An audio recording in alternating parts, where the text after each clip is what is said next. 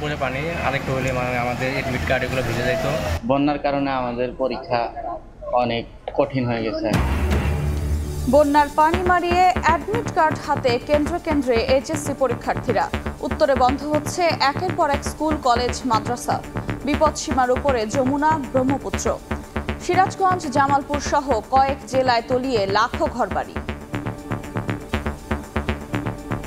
রাস্তায় পানি, আমাদের অনেক সমস্যা হইতেছে যাওয়ার পথে। ছাত্রছাত্রীরা অত্যন্ত কষ্ট করে পরীক্ষা অংশগ্রহণ করতেছে। বাড়িতে পানি, ঘরের মধ্যে পানি, খাওয়া নাই, দাওয়া নাই, পানির জ্বালা আমরা একটা কর্ম করলাম আর সেটাও নাই। গরু বাছুরের খুব কষ্ট।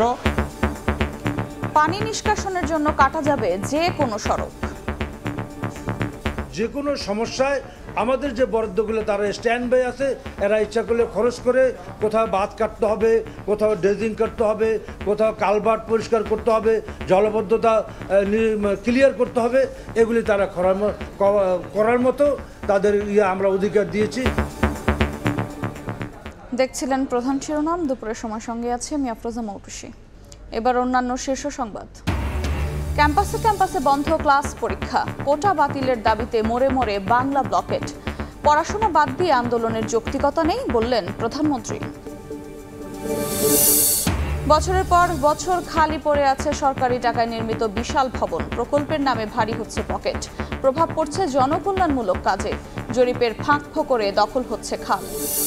মিনিকেটে বাড়ছে 4 টাকা 5 টাকা, 2800 বাড়ছে 4 টাকা 5 টাকা। বাজার যদি নিয়ন্ত্রণে আনতে হয় একমাত্র মেইলে তাদের তদারকি করতে হবে। মজুতদারের দৌরাত্মে আবারও ভরা মৌসুমে চালের বাজারে অস্বস্তি। সপ্তাহ ব্যবধানে বস্তায় দাম বেড়েছে 300 টাকা।